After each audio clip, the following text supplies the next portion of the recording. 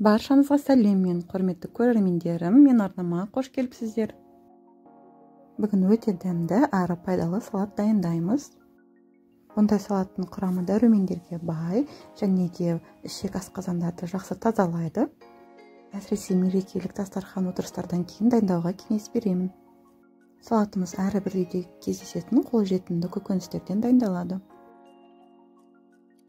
Сәбіз, қызылша және алманы теркадан өткізіп аламыз. Терка болмаса, ұзыншалап майдалап турауға болады. Ендігі кезекте капустаны майдалап тураймыз. Арнайы салатқа арналған қызыл капустаны алсаңыздар да болады. Сарымсақты қысқыштан өткізіп, немесе майдалап турап қосамыз.